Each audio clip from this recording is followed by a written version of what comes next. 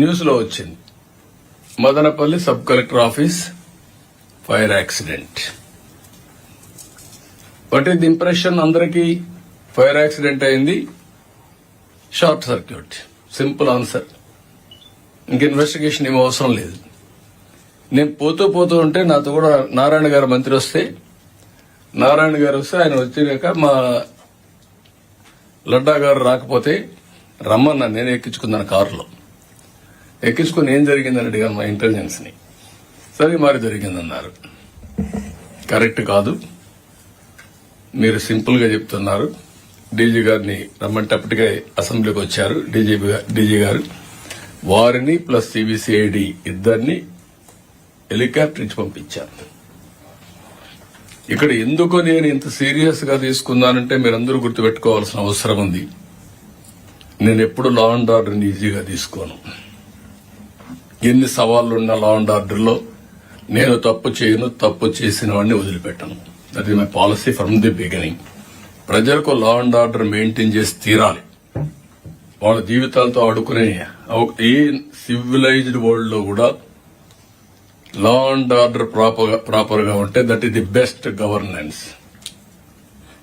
అవి చూసిన తర్వాత నేను పంపిస్తే అప్పుడు వీరి డౌట్లు వచ్చాయి. సైట్ పోయి చూసిన తర్వాత 1 by 1 కలెక్టర్ గారు వాళ్ళతో వెళ్లారు, అన్నమయ్య కలెక్టర్, ఎస్పీ వీళ్ళందరూ వెళ్లారు.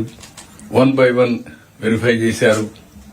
వెరిఫై చేస్తే ప్రైవేట్ హౌసెస్ లో వందల కొద్ది ఫైల్స్ పెట్టుకుని సెటిల్మెంట్ చేసి ఫోర్జరీ, ఎంఆర్ఓ సంతకాలు కూడా ఫోర్జరీ పెట్టేసి పైకి పంపించే పరిస్థితికి వచ్చారు. అంటే మొత్తం ఎంఆర్ఓ ఆఫీస్ ని డెస్ట్రాయ్ చేస్తే ఎవిడెన్సెస్ పోతాయనే పరిస్థితికి వచ్చారు. అక్కడి నుంచి ఇప్పుడు మనం స్పెషల్ చీఫ్ సెక్రటరీ గారు చెప్పినట్టు చాలా ఇంట్రెస్ట్ ఉంది. 22A dotted lands, only 22A అని పెట్టేయడం, సెటిల్మెంట్ కు వస్తే 22A తీసేయడం. It is a simple correction in computer. ఒక వ్యక్తి యొక్క జాతకం, వాడి లైఫ్ కథం అయిపోయింది. వారసత్వంగా వచ్చిన 5 ఎకరాల భూమి నాకు సెక్యూరిటీ. ఆ భూమి అది కాదన్నప్పుడు అటు ఇటు తిరిగితే పలకరించేవాళ్ళు లేరు. అదే ఆవేదనతో చెప్పాడు స్పెషల్ చీఫ్ సెక్రటరీ. చాలా మంది ఏడ్చిలో ఉన్నారు, చనిపోయిన ఉన్నారు, కబ్జాలు జరిగాయి, ల్యాండ్ గ్రాబింగ్ జరిగింది. అడ్మినిస్ట్రేషన్ పట్టించుకోకపోయే కొందికి ఏం చేయాలో తెలియకుండా నానా ఇబ్బందులు పడ్డారు. ఇవన్నీ జరిగాయి. విశాఖపట్నం ఒక కేస్ స్టడీ, తిరుపతి ఒక కేస్ స్టడీ, ఒంగోలు, నెల్లూరు, కడారు. ఇవే కాకుండా అడవులను కూడా కొట్టేసే పరిస్థితికి వచ్చారా? అంటే కొండలను కూడా డిస్ట్రాయ్ చేసి ఆ కొండే మొరం ఇవన్నీ కూడా తీసిపోయే పరిస్థితికి వచ్చారు. చాలా జరిగాయి ఇవన్నీ.